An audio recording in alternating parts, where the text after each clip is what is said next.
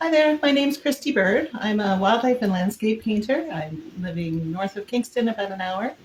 Um, Welcome to my YouTube channel. I'm hoping to see some bigger things happening in the future and really hoping that you'll stay tuned to see what's happening. I'm not very good at video, so you'll have to bear with me as I learn this new skill. We all know learning new skills is very difficult, but anyway, over the winter, I've had the opportunity to work on a fairly large painting, 24 by 36, of two short-eared owls. And I had videotaped the entire thing while I was working on it. So I've sped it up quite a bit because it's a lot of hours of time that go into it. So I've been able to narrow it down to just over an hour, I think. But I've done a little bit of a voiceover, and I'll tell you a little bit about what I'm doing here. But hopefully, in the future, we'll be able to have video with the palette involved, and we can talk more about colors and things like that. But anyway, I'm really glad you're here, and I hope you enjoy. So I've started here with an orange ground, which is just basically a wash of orange over my canvas. It's very thin, very washed out. I don't normally do a drawing with pencil when it comes to my paintings. I like to start directly on the canvas, usually using a bit of burnt sienna. But this piece was going to be very complicated, and I really wanted to make sure I had everything in the right position. So um, although I started with a pencil sketch, you can barely see it here, but it did create some problems, and this is why I don't usually use pencil. Is that once it connects, when you put paint over top of it, if the paint is even slightly wet, it really smudges the pencil into it and pulls it in. So I'm usually really careful not to add any grays or anything to my original bright white mix. So I've started here with just it's usually a mix of a little bit of titanium white. I like to use some mixing white because it's a little bit more translucent as well.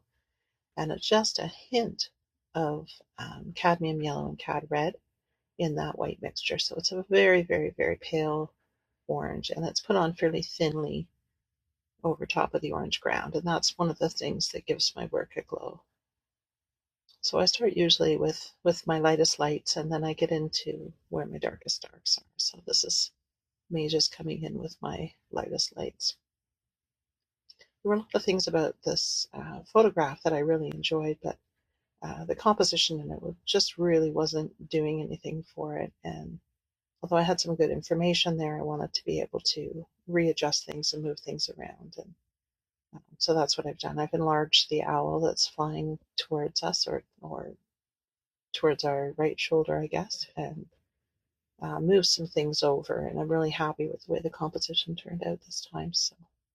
So here I'm starting to come in. This is just a little bit of burnt sienna, and it's a little bit softer. It's not straight out of the tube. It's got a little bit of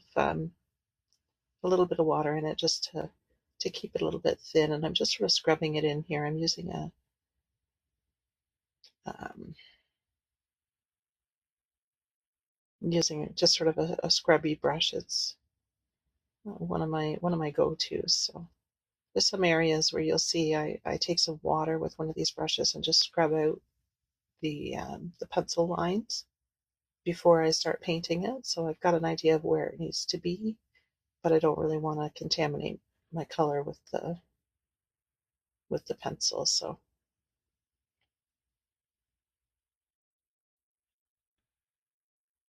it's something I have a little bit of difficulty with when it comes to workshops, because it isn't a very quick process for me. It's not something I would normally be able to finish a painting in a weekend, or um, in a day. I take a lot longer. So I show a lot of my techniques in my workshops, but until you can kind of see the process from start to finish, it's really hard to get a feel for how that goes down. So again, I haven't started with anything. I'm still just using the burnt sienna, and I'm basically creating my darkest darks and my lightest lights. What I like is with the burnt sienna is I put that generally where there's going to be shadow, and it allows for, because it's still very bright, it's sort of washed on there. It allows for some areas in the shadows to have a glow to them as well, like an underlight or a, some shadowy areas just have some warmth to it. And that's one of the things that I really try and achieve in my paintings. That helps me to do that. So there's a lot going on. It's mostly just going to be three colors. The snow, I've got the rocks are going to be multicolored there, but I've got the lightest whites, and then I'm going to be coming in with just a couple of different shades of blue in there as well. You can see there I just wiped off some of the pencil using a damp brush and a paper towel.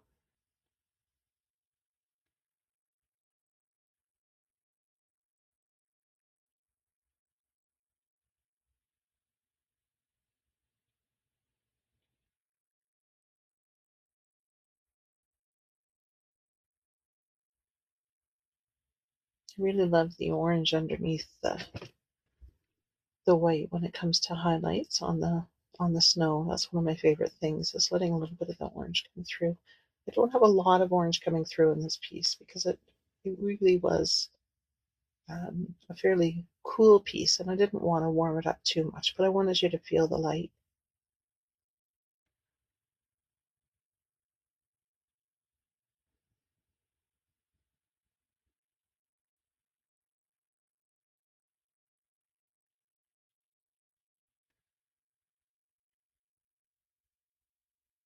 I really love these guys. These are short-eared owls, and they roost in groups throughout the day, usually in an area where there's, in the areas that I've seen them, there's usually, and I'm not going to say garbage, but it might be an area of farmland that has a lot of old tractors and some brush sort of piled up. And this is actually piles of rocks around a pool. They find it very easy to hide in there. And they come out at about dawn and dusk, just after dawn and just before dusk, and they do their hunting, and they fly fairly low. And it's really quite incredible to see them. You see a field, and there might be two of them, three of them floating around in that field at any given time.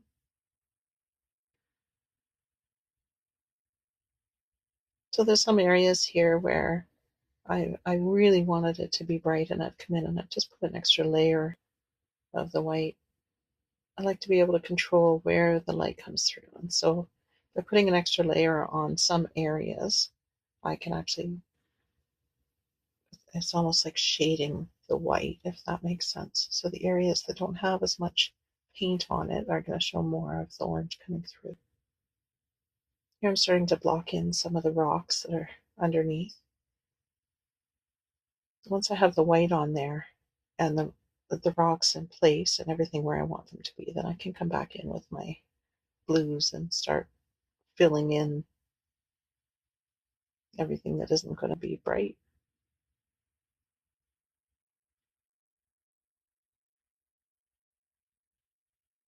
I had a little bit of difficulty. We're going to have hopefully some better videos soon as I learn to work the video camera a little bit better and figure out the facing of the camera on the phone that I'm using.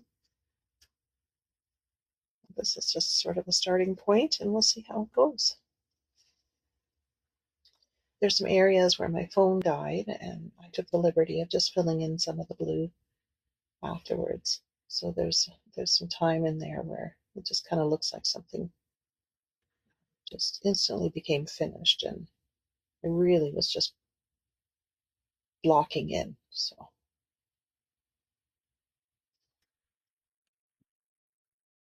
yeah, I'm really starting to get the structure of the rocks underneath here.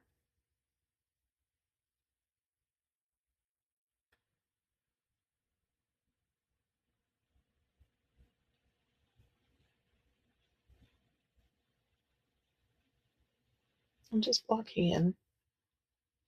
I've got areas where the burnt sienna is darker. Anywhere where I want it to be almost black, I've got it, coming in with an extra layer over top, and gives me my darker darks. I'll come in and cover over that afterwards, but this just helps me map everything out and know where everything's going to be before I get into the final stages of painting.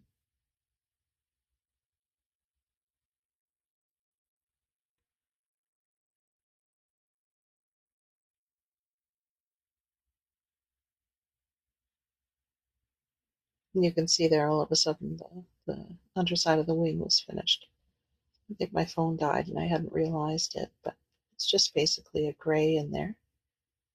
It looks very white on the orange, but it's some mixing white mixed with a little bit of burnt umber and some ultramarine blue. I get into the painting of the owl off in the distance there. I'm going to be keeping my colors a little bit less contrast, so my darkest darks are not going to be in that section of the painting. I'm reserving that for the owl in the foreground so that it will become the focal point, but I really want there to be some information back there. Kind of like the little face, I kind of imagine that she's she's waiting for hubby to come back.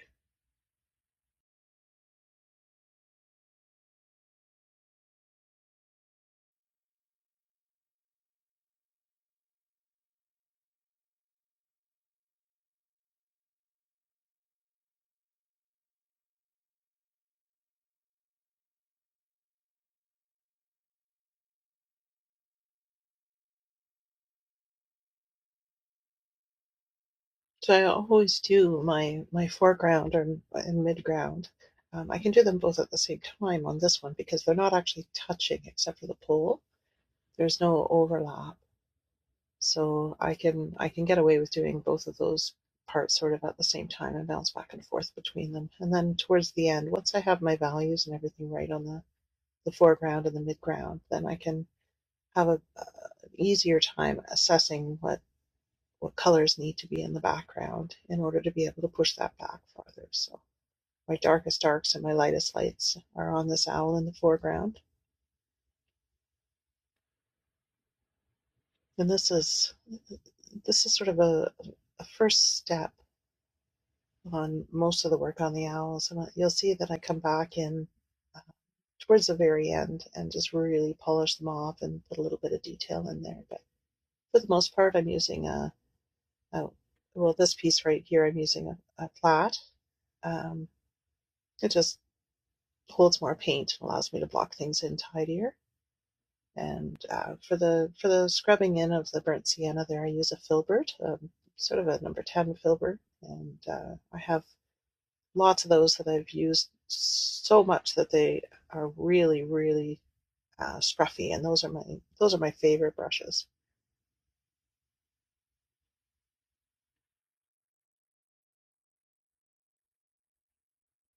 There are a few spots. So here's where I've done the blue. While the phone had died, and I thought I could just fill in those blues, and I didn't think anyone would mind. It's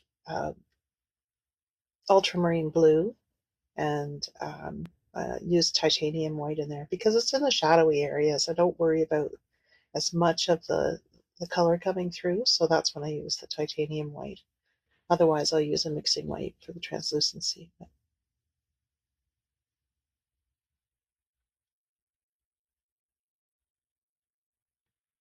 really coming in with some of my darks.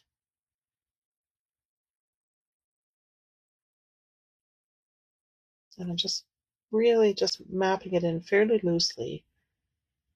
Everything is in the right place. It's just not sharp yet. And there are going to be areas that are going to be a little sharper. But right now, I just wanted all the information in there.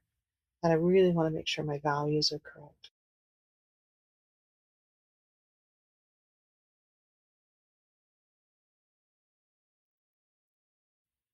Again, I'm on the face there, but I'm still using just about a number 10 Filbert, maybe a little bit smaller. I have a selection of them. I haven't even touched a fine detail brush.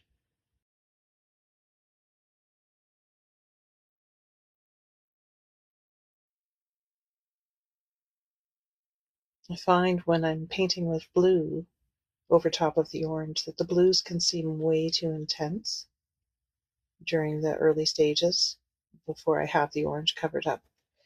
And that's just the complementary colors. And as there's less and less orange in the painting, you find that the blue tones itself down just a little bit. It just doesn't, it's not too invasive as it looks when it's done with the orange background. But I trust my process. I know what my colors look like. I know how to adjust them based on the other colors that are happening in the painting. You can see on the darker areas on the tail there where there's a lot of light coming in. I'm not using black, although those bars on the bird would actually be black or dark brown. I'm just using a fairly light gray because the darks, when the light is hitting them, aren't going to have as much depth to them. So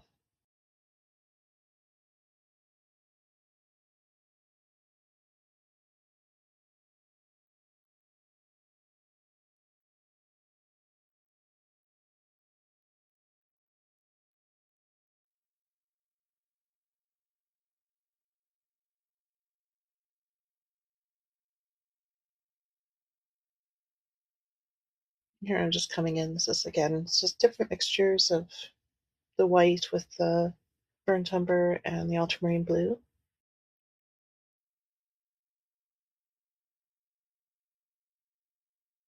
And I'm just scrubbing in the color and just trying to create some depth under the wing and some lighter areas.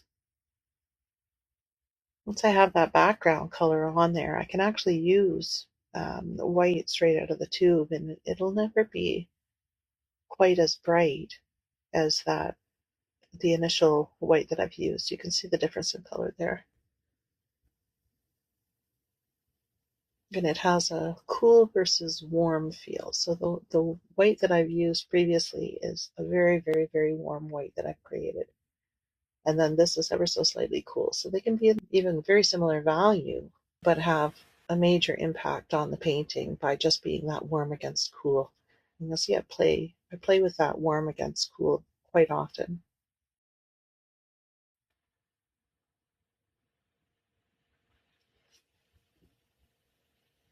And there's a lot of layers, there's a lot of building.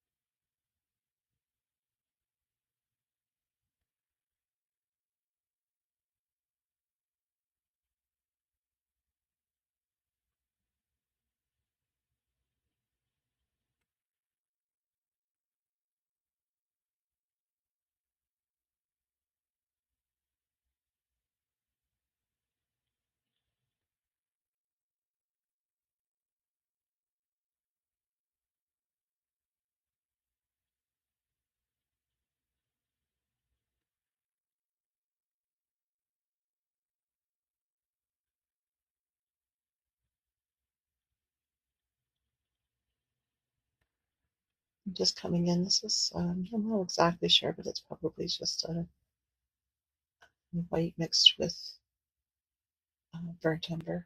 I use a very, very limited palette on this. I have titanium white, I have mixing white, I have burnt umber, ultramarine blue, burnt sienna, but very little of it in the finished piece. Just really enjoy the blues against the beige and the browns. A little bits of gray in there. It's really, I find that to be a very soothing palette. Oh, you can see I've started to get in there with a little bit of a smaller brush. This is a dagger. Here I've come back out into the flat.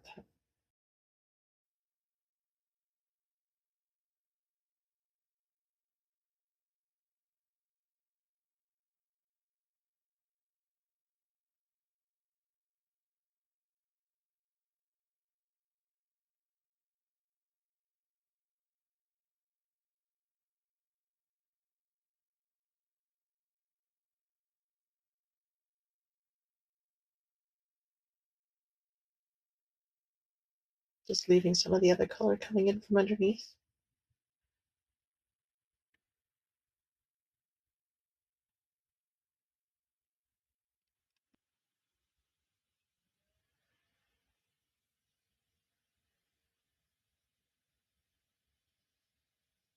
I'm starting to put the actual color into the rocks.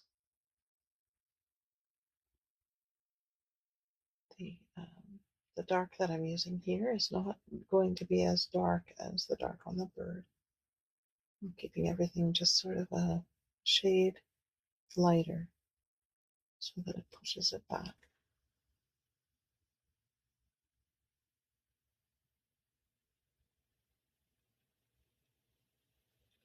This is that dagger brush that I was talking about. It's not a super small brush, but it has a very nice point on it. I really enjoy the fact that I can use the point if I wanted to get in really sharp for a detail, but I can pull it out and sort of scrub it out like the way a Filbert works for me.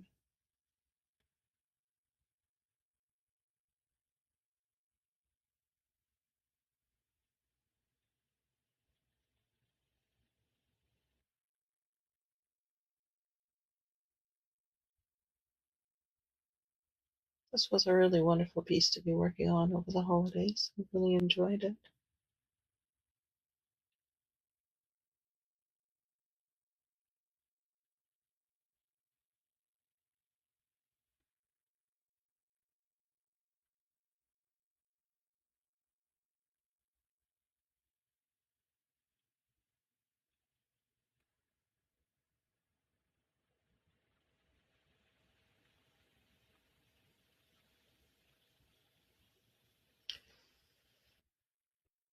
I think in the video, the the blues that I've used for the snow there are coming out a little bit more cyan than what I'm really using. It's really just ultramarine blue with some white, sort of a mid-value, not quite mid-value. It's very light. I have a better idea of the color that was put in there when it comes to. I'll show you the final painting at the very end of the video.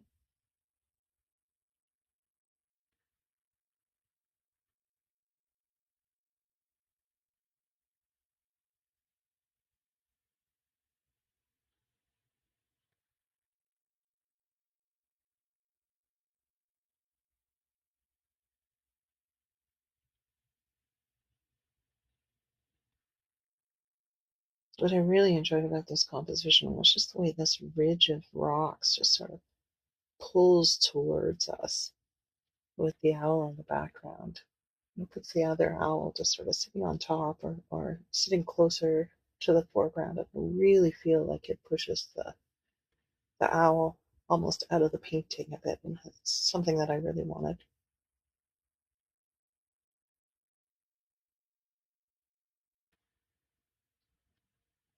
I love that feeling when you can achieve it, where you really made it look like something is coming out of the painting. So it's not even realism that does that. It's just making sure your values are right and your shapes and sizes of things are right. That angular piece of rock that I just worked on, it was really important to me to get that pulling forward, like to come forward out of the side of this hill of rocks. This gray that I'm working with here is a combination of white mixed with ultramarine blue and burnt umber. Looks like it's probably a little more on the burnt umber side.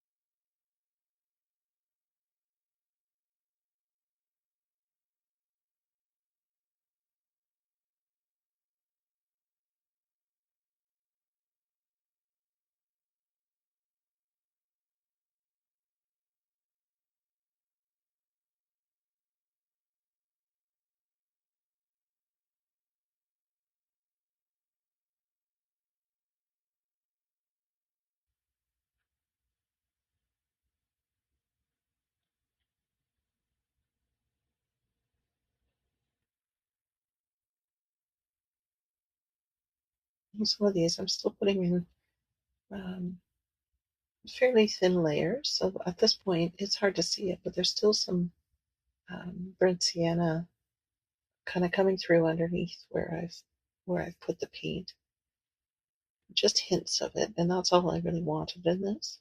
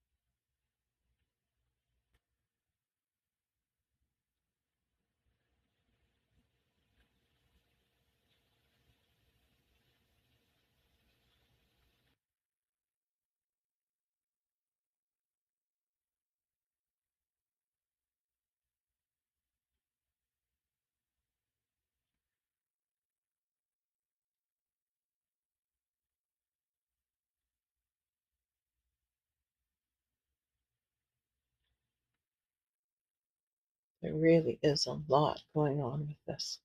All the different parts of rock and trying to get all the shadows in the right places.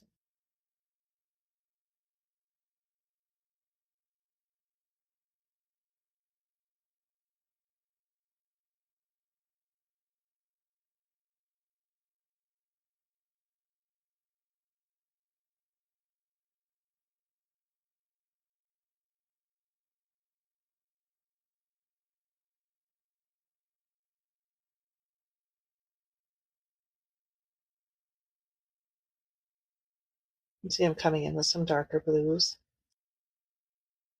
One of the hardest things about acrylic is, after you've mixed a color and you use it somewhere, and then you need to uh, mix more of it to finish off an area that you were working in. And I find that instead of trying to mix the color, because acrylic dries darker, so once it's dry, it's very difficult to mix that color again, unless, I mean, you develop an eye for it.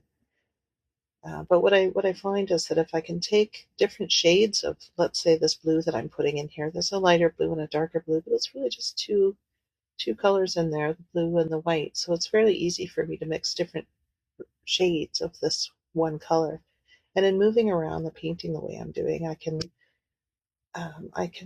stop and start in a way that allows me to not have to have the exact perfect color mix, because there's lots of different variations.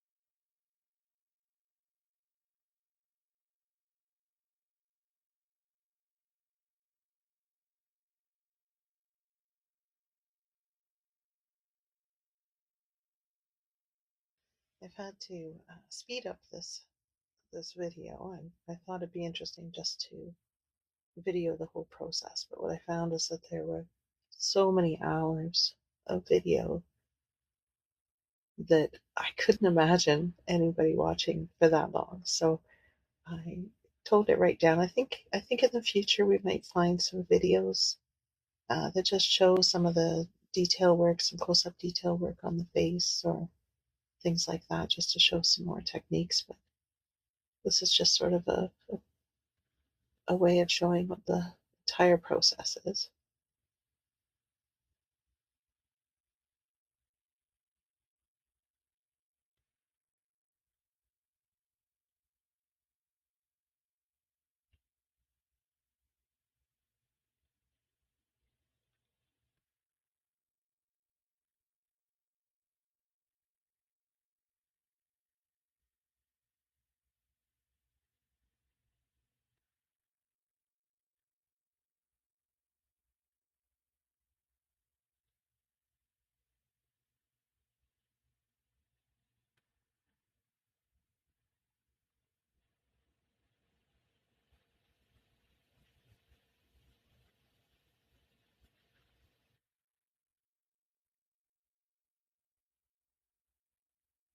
There hasn't been any real blending here yet. It's mainly just putting one color on top of another and very subtle value changes.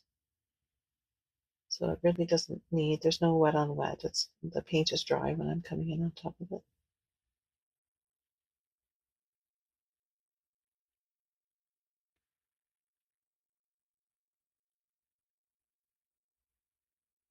The Filbert brushes allow you to use a softer edge.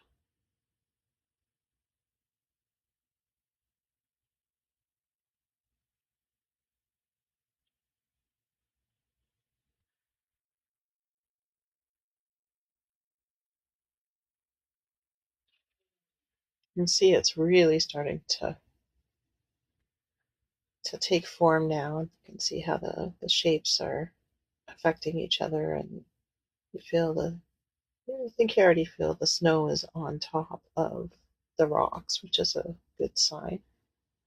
Means I've got all my shadows and values in the right place.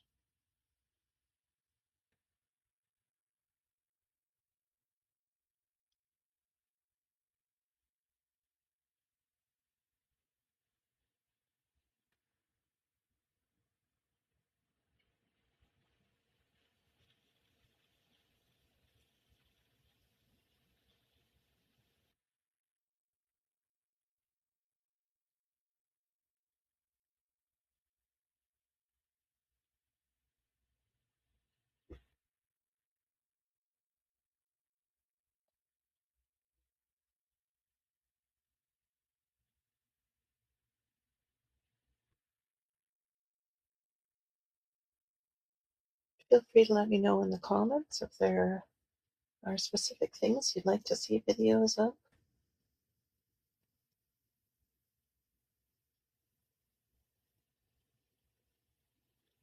This is something we're going to be doing a lot more of in the future.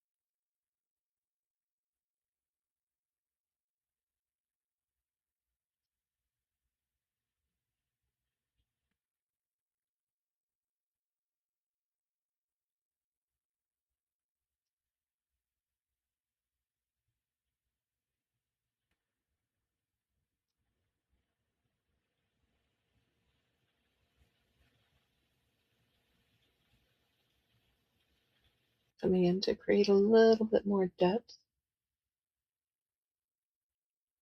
It's all little nooks and crannies in the rocks, I think, that give it that realism.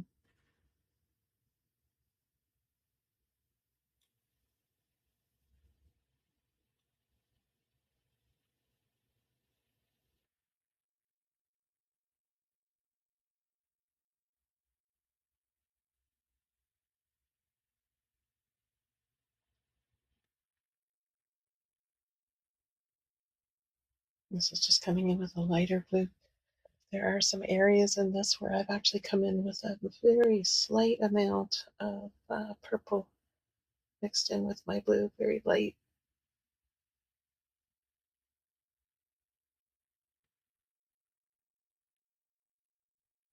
To create some extra shape and bring in a little bit more dimension into the snow.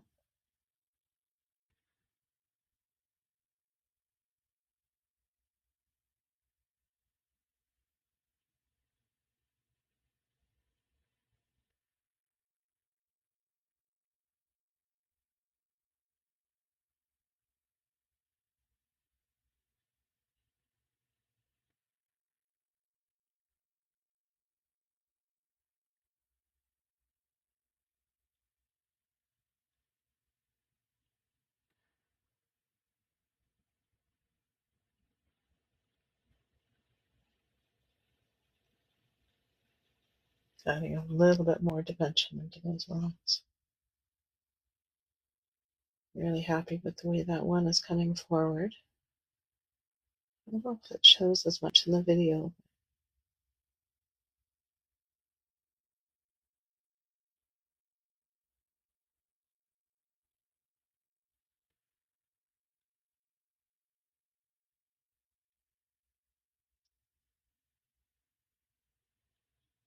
Still, it looks like I'm painting pretty dark in there, but it's one or two shades lighter than the darkest values on that forward owl. I'm very careful not to cross over that.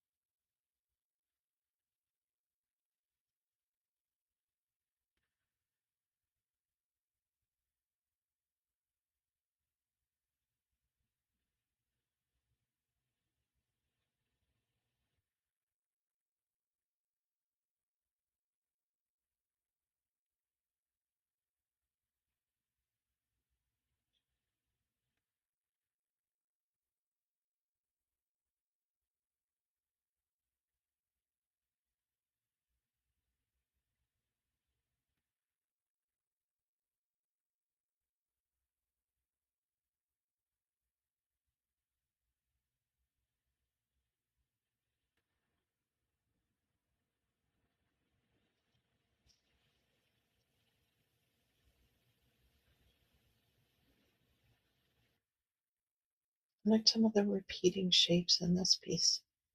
Enjoy the fact that the rock that's in the background with the owl, with the smaller owl, is a similar shape to the owl.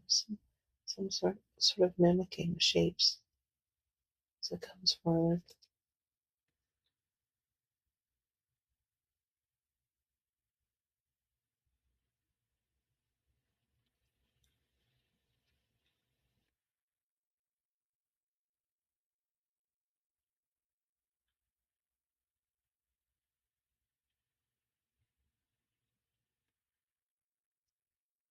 I have a fairly small space that I work in my living room. And quite often, when I'm working on a large piece, I have a desk there just on the right hand side and one on the left. And it's a very small space to get in and out of, so my canvas has to move around quite a bit.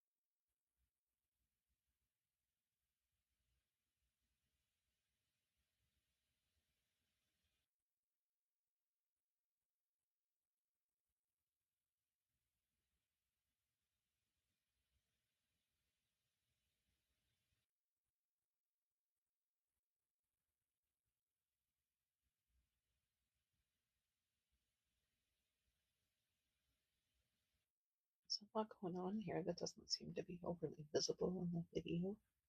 Just putting in some lighter areas and some darker areas in the blue.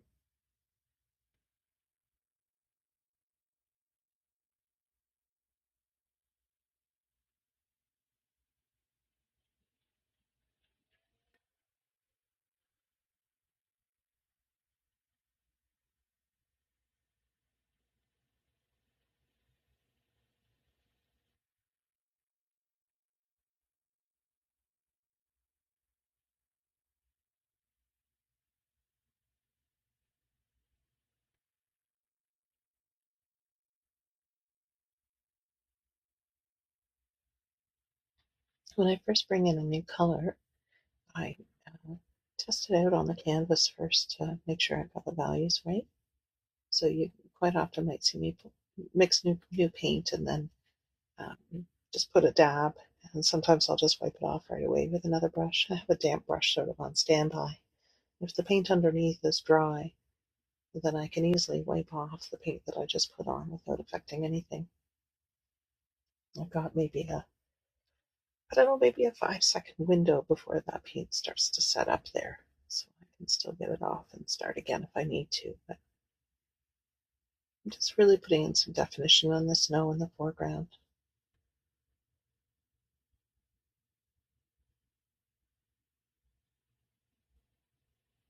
It's all the same mixture, my blue and my white. It's just a little bit darker, a little bit lighter, and then the one stage has a little bit of purple in it. I'm keeping the burnt umber for the grays and the rocks, and I'm trying not to bring that into my blues in the snow because I feel that just the snow glows in a really interesting way, and I don't really want to muddy that up at all. I'm going to have a lot of other areas in this painting that have the mixture of both and creating grays, but I really wanted this to be that sharp blue because it really was a bright, bright day.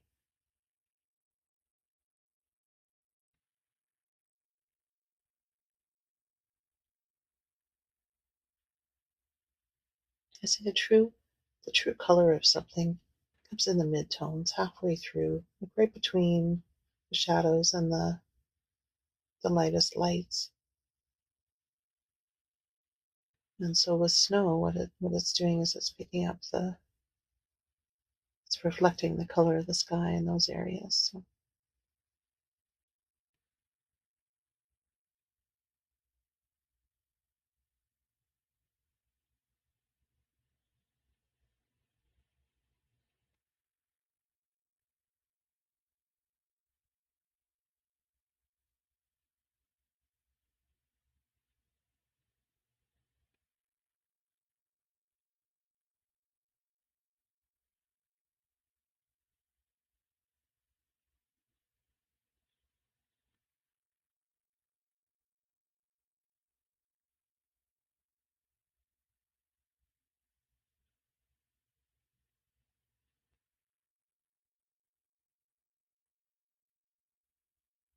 I've got a little bit of camera shake there, and that's because my phone is attached to the light behind me, and my chair seems to be bumping up against that. So it's a learning curve when it comes to the video editing and things like that. So bear with me.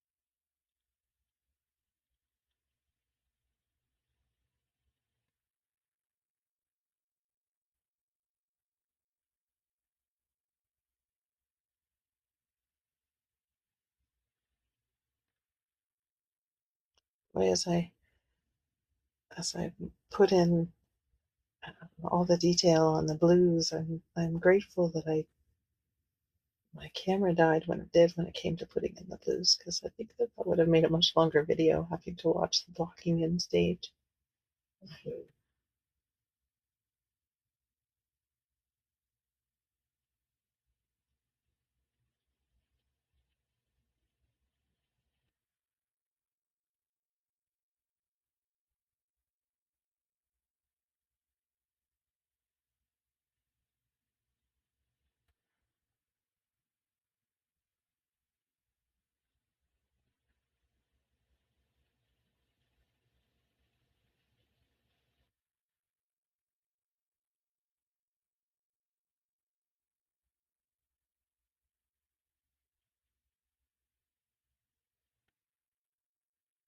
And see, I'm getting into that owl at the end there. I'm still not using a liner brush. I'm still using a dagger here, so it's not a super small brush. I mean, small enough, but it's not a fine liner. It's not a 00. I have a lot of people ask me, "Do you paint the whole thing with a 00 brush?" Absolutely not. In fact, a lot of what people consider detail is the illusion of detail, and it's using specific brushes that, especially a scruffy brush that might have like 4 or 5 straggly edges on it that allow me to create realistic feathers or realistic hair. It's very seldom the fine liner that people think it is.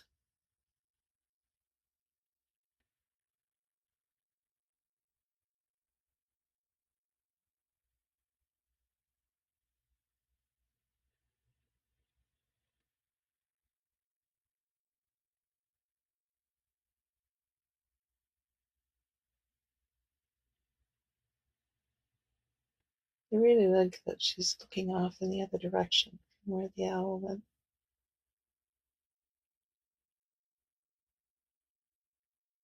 It's a very peaceful feel to me.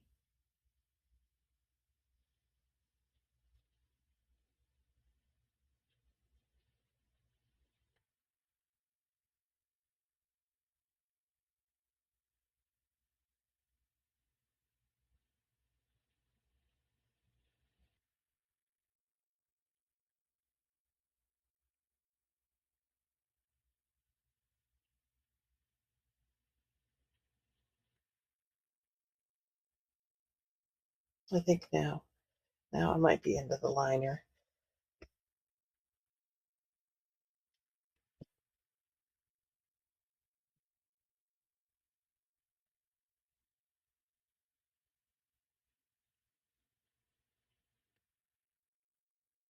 No, still not.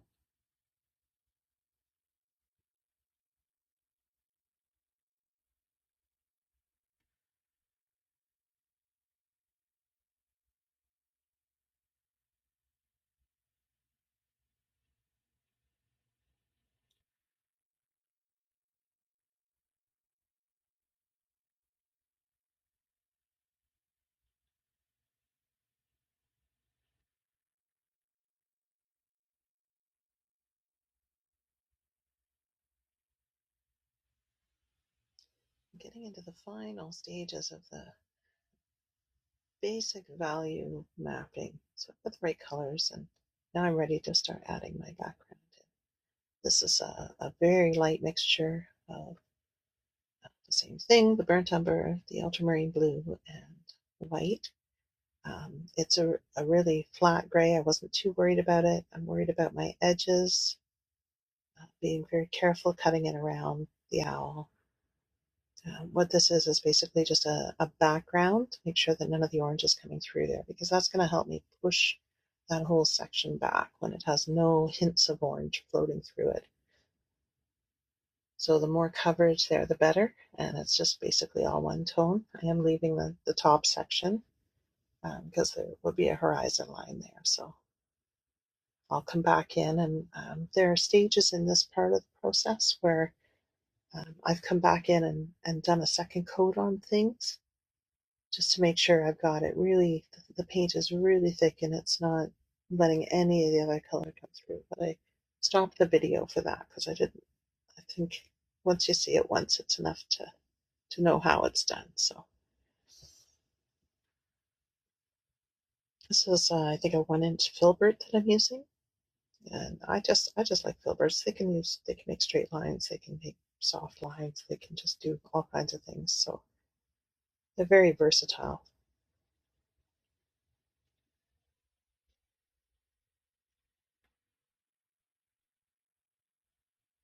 I am leaving that hint of orange around the edges, which is sort of my signature move there. And it just allows it really helps push the foreground forward.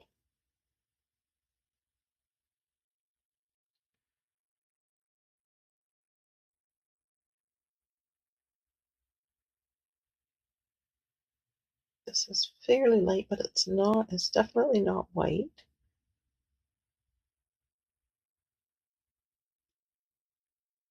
You can see even just the difference between the tail there and the background. So it's fairly light.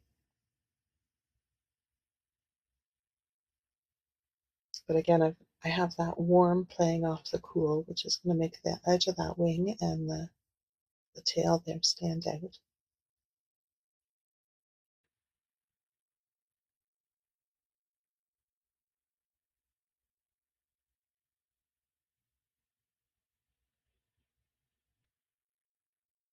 Back into my flat there just to get in around those edges.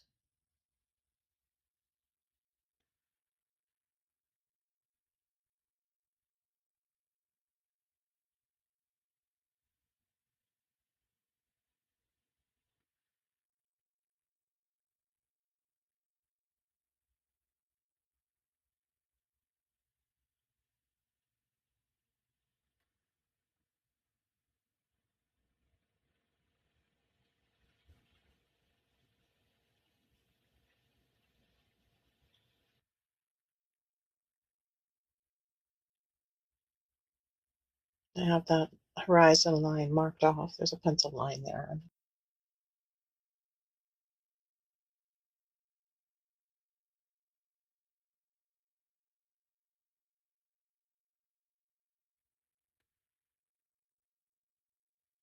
So now I'm coming in with a couple of different things happening. I've got some uh, white mixed. It's pretty much the same combination of colors again, um, but I'm putting in the grass lines, the grass edges.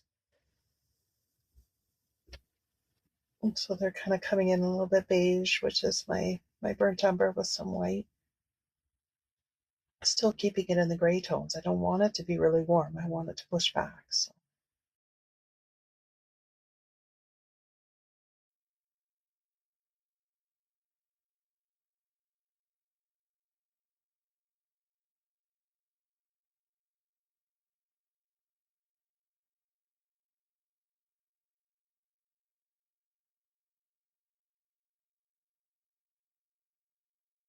this is mostly ultramarine blue. So I've got sort of a grass line in the background there, and then I've got the ultramarine blue. I really needed that blue to anchor the blue at the bottom.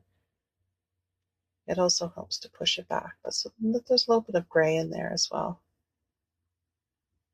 Start adding my tree line and keeping those values even less intense than the values in the midground there.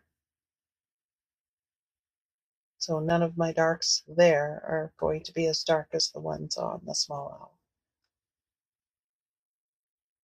owl. And that helps to push it back.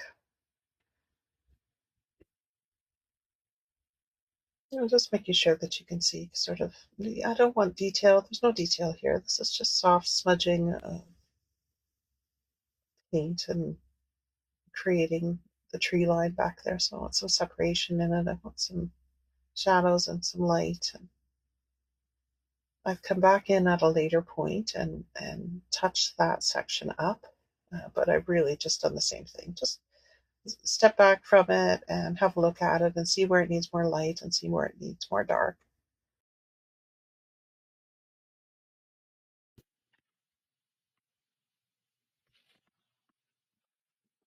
Just adding in some grasses in the background. It's just a very, very pale brown. It's basically a little bit of warmth against the cool.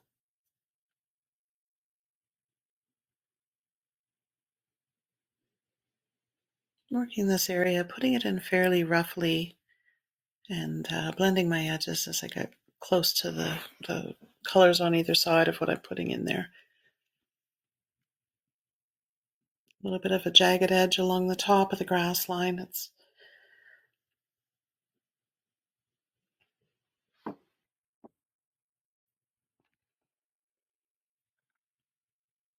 I really just wanted this to be subtle. I needed to create the depth and show something happening back there, but I really just wanted it to be soft and subtle.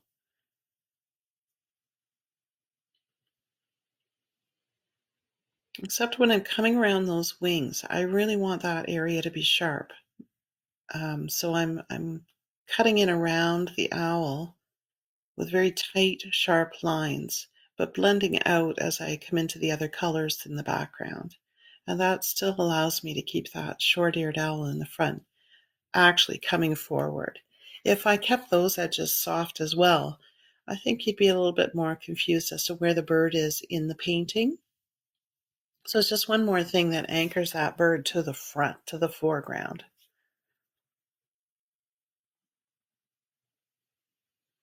Nothing else in the background is going to be sharp. The only areas it's going to be sharp is around those other objects.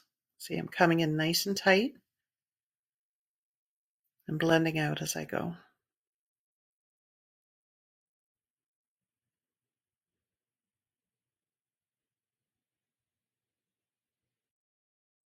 Just softening those edges.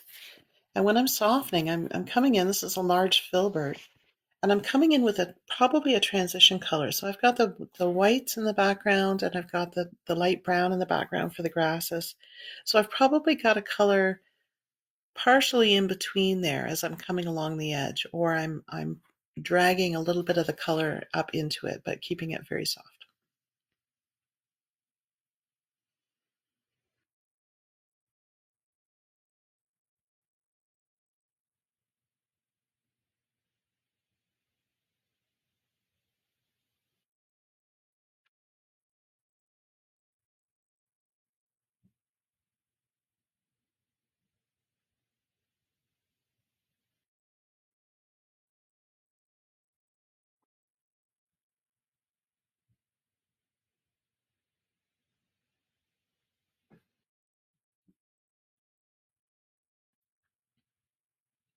I think the key to shading for me, or to blending, is definitely in the filbert. There's that shape. It has the soft edges around, it has very, very soft edges, and I think that makes a huge difference.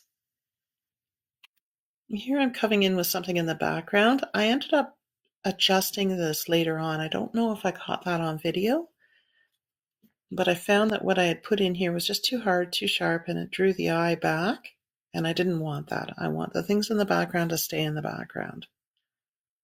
So even though it was accurate, it represented well in the photograph, it didn't help my painting at all. So there's a lot of areas like that where I may have come in afterwards and taken them out.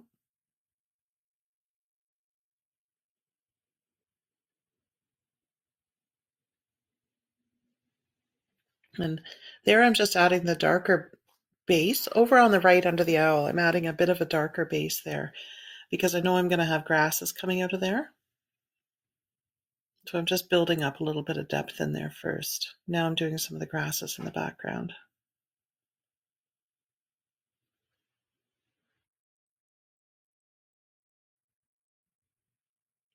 Keeping this, I don't want this to be solid. I want it to, it's basically the shadow, some of the shadow areas where the grasses are coming up, and I'm just putting a base in.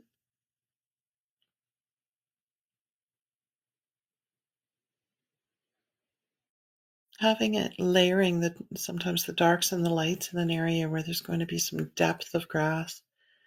It doesn't have to be, it's not every single blade of grass that we're painting. We're painting the shadows and the spaces in between as well.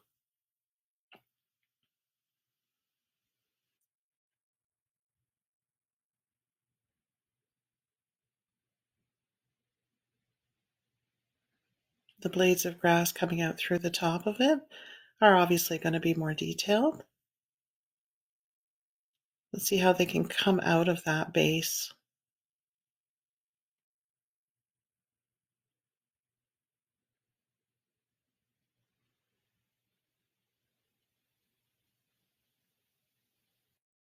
Using in here, this is called a sword brush, and I bought it by accident. I thought I was buying a dagger. I'm having a hard time sourcing those daggers. They don't often have them at the store because I buy them out when I find them. But I ended up buying this sword brush thinking it was very similar, and when I got it home, I realized it wasn't. It almost has an Asian brush feel, like so. Um, it's more like a watercolor brush. It's very floppy at the base and thick, and then comes out to a point. Um, it's nice when doing things like grasses or trees, like tree branches, because you don't have quite as much control over it. So you can also do a thin line and then press a little bit harder and get a thicker line or a smudgier line as you come down, in the same way as the dagger did, but you don't have as much control. With that dagger, I can get in there and be very precise. With the sword, I might have my first point in the right spot, but it moves like a watercolor brush. It's very flimsy. So it's nicer to help make things feel a little bit more natural and less controlled. And so when it comes to tree branches, it's nice because you can, it's a little bit sketchy. I don't know if that makes any sense.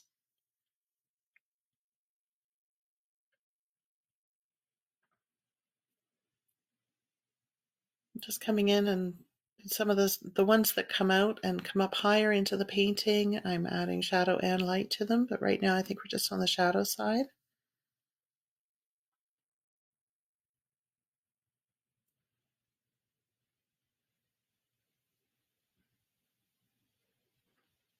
But these grasses are really forward.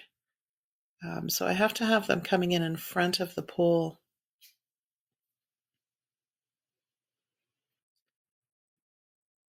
I'm not sure I did that at first or afterwards, but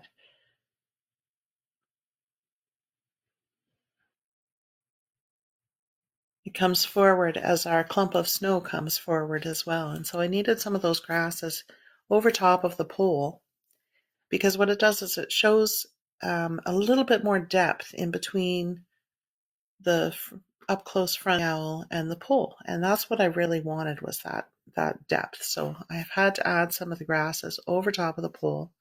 Some of them will go behind, some in front. The grasses that are closer to us, that are on the right side of the painting, they're actually closer to us. And so they needed to be longer in the painting. You see the grasses on the left there are a little bit shorter, and then the ones on the right go sweeping almost all the way across the painting. That's because they're a lot closer up than the other ones. And that helps to allow a little bit more depth. Right here, I'm starting to add that in. I realized I needed it in front of the pole. It just tells me that there's space in between the foreground owl and that pole. And I wanted that to really be important to pull. That's really important to pull the owl forward.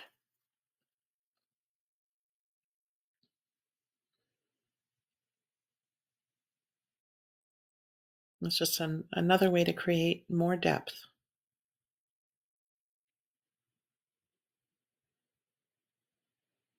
I think this is the only area I may have added a little bit of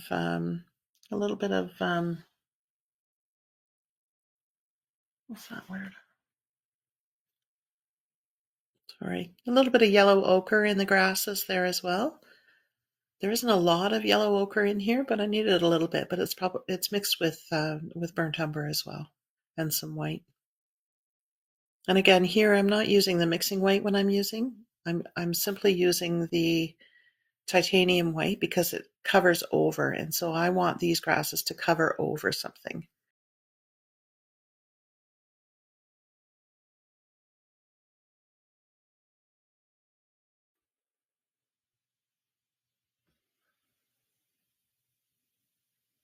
I'm just adding a little bit of extra depth to some of these areas. I'm going to be adding grasses in there as well, so I think I'm just darkening some of the areas at the base of where the grasses are going to come out, and then I come in with some finer lines.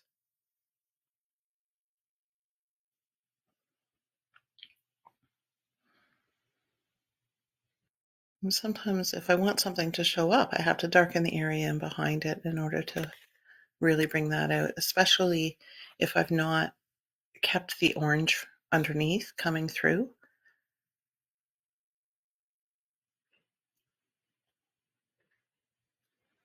Just adding a little bit of highlight to some of the areas in the background. I still want it to be very soft, so everything is blended. But I wanted to show some areas with lights hitting and some areas where it's shadowed. When you're working on the line in the background, especially if it's really far back like that, you want to make sure, and I see this with people when they paint water as well, is back at the horizon line, if it's far off in the distance, quite often there's not a lot of detail back there. And so people start painting water in the foreground, and then as they get towards the back, there's still a lot of definition and shape, and really the lines should be straighter the farther they are back. So you want to make sure your back horizon line is very, very straight. I had a little bit of a thing with this one. It started to turn down on either edge, so it almost looked rounded. Just that straight line, the horizon line, it almost looked rounded. So I've had to come back in afterwards and touch that up and bring some of the snow from the middle background up, just to make sure that that stayed really, really straight. If your horizon line is closer to you, like if you're looking at a tree line against a river and you're very close to it, then it's not going to have the same impact. It can have lots of different shapes and jutting in edges and things like that. But when it's farther away, you just won't see that. It has to stay fairly straight.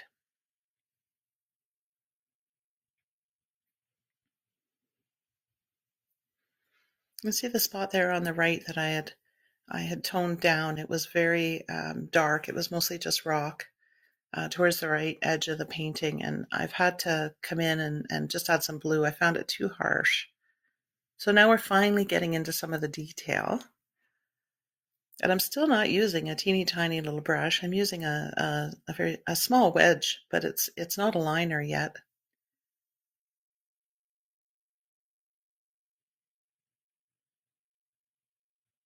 Just bringing in a little bit more contrast, some darks and some lights up against each other. Bringing in a little bit more definition. There was a little bit more warmth to the color in the owl. It's not really in the photograph. It's just something I know about short-eared owls, and I just wanted to bring, quite often in the midtones, that's when you see the true colors of something coming through. So when the light is hitting the wing, that's not the true colors of it. If you're looking up close at it, that's not the color. That's just the way the light has impacted the color. And same within the shadows, but it's those midtones where those rich, warm colors of something that's that color really come through. So I'm really just adding more of that. There's probably a little bit of yellow ochre in that color, a little bit of burnt sienna, just to create some definition there, let you know what the true colors of the bird are.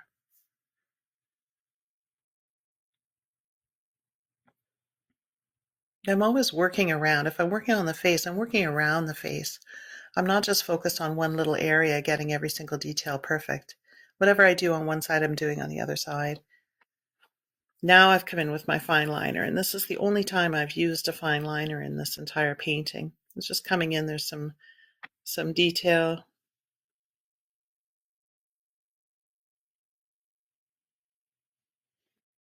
Still using my Filbert there to keep things a little bit smudgy, soft.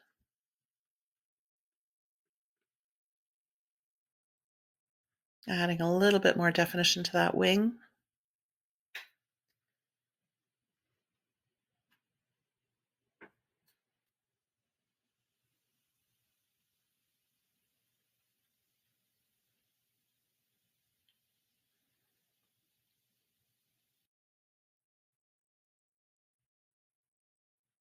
Some of the finer details. Again, this is just my dagger brush.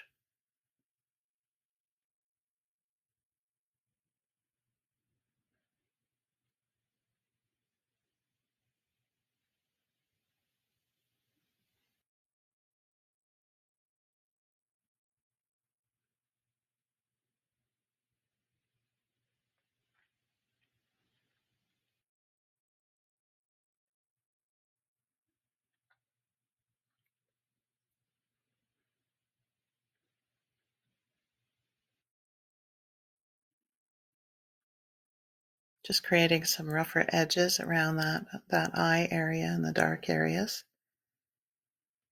It's more the illusion of detail, I think, than it is detail. Some of it's detail, but it's just back and forth. So I'm pulling the black out and pulling the white into it.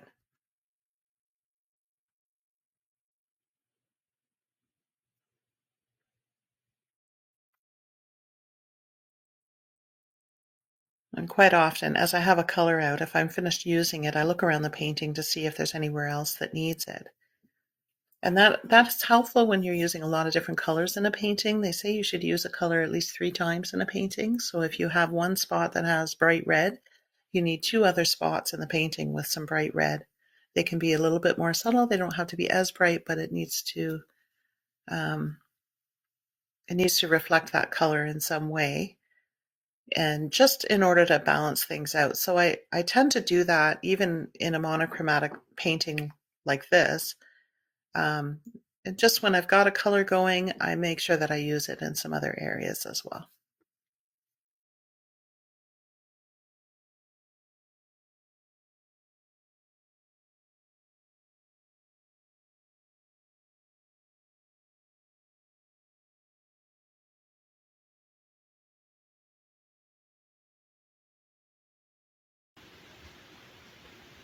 Well, if you've made it this far, I really, really appreciate it. Thanks for tuning in, and hopefully we'll see you in the future. Bye now.